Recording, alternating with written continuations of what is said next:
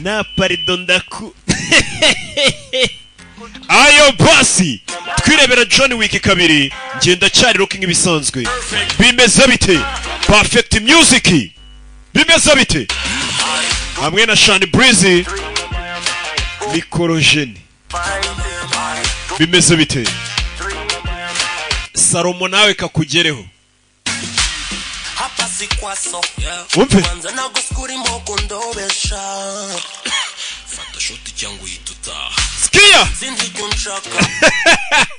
ako Shani Breezy arategura sibyo kwanza naguskuri moko twirebera igice cya kabiri John Wick hapa sikwaso ubanza naguskuri moko ndobesha fata shoti cyangu yituta sindi kunchaka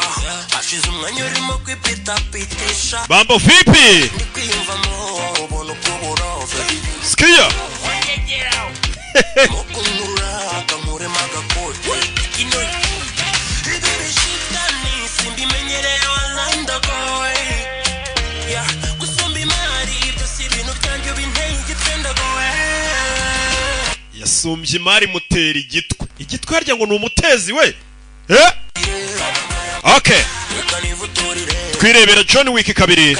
ndetse dukomerezaho twari turi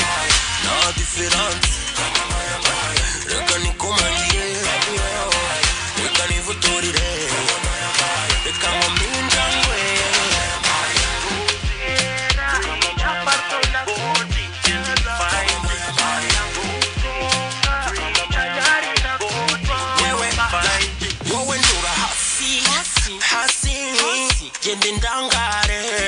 changu fata money kamwesi ngurusha ndagucomoka na beveri chep nebisoza bye kwa heri ndakuvura mu mavi bunyamana ribiyo ngo mukangara haringi ribibi shitani simbi menyereye online ndagowe gusumba imari byasi ibintu byanjye binteye igitwenda gowe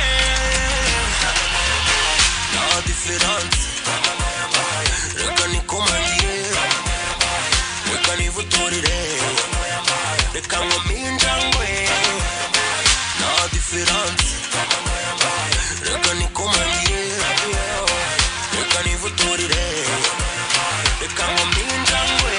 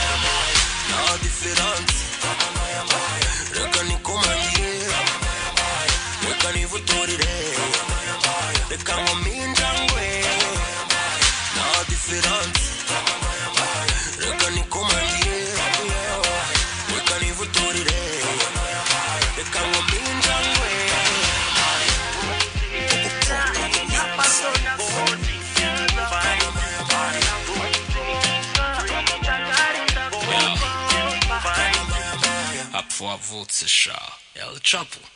tujye Beveri rega ubu nanjye niho mba nicaye ndi gusobanurira ibintu byarahindutse sigaye ngafatamo niyicariye Beveri nuko dutangiye filime yacu filime y'umwaka ikiri gice cya kabiri sibyo turakomerezaho